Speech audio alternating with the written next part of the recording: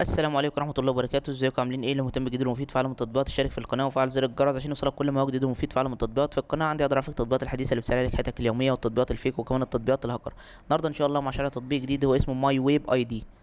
التطبيق ده مساحته 78 ميجا، محمله اكتر من مليون شخص. التطبيق ده تطبيق الماني بتقدر من خلاله ان انت تحتفظ بالهوية بتاعتك، الهوية اللي هي البطاقة او الباسبور او الكارنيه او اي هوية خاصة بيك اللي انت بتستخدمها في المصالح بتاعتك الحكومية.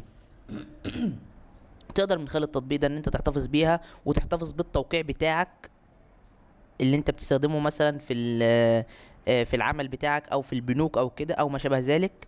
وبعد كده بتقدر ان انت تتعامل مثلا مع المصالح الحكوميه من خلال التطبيق ده، من خلال الاي دي بتاعتك اللي انت حافظها او شايلها على الموبايل بتاعك، بدون بقى الحاجه ان انت كل شويه تبقى شايل البطاقه. ممكن تنساها وممكن تضيع منك وممكن يحصل لها كسره او انها تبوظ او اي حاجه. لا، انت مجرد ما بتحتفظ بيها على التطبيق انت بتقدر تتعامل بيها بكل المصالح بتاعتك الحكوميه من خلال التطبيق ومن خلال برضو البنوك. من خلال ان انت مثلا عايز تسحب فلوس، عايز تحول فلوس، عايز اي حاجه، بتقدر من خلال البطاقه بتاعتك اللي انت شايلها على التطبيق، ومن خلال الامضه برضو بتاعتك اللي انت محتفظ بيها على التطبيق.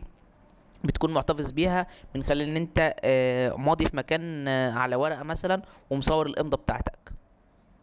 تقدر بعد كده تتعامل بقى مع البنوك ومع كل المصالح الحكوميه من خلال التطبيق ده. دي فايده التطبيق.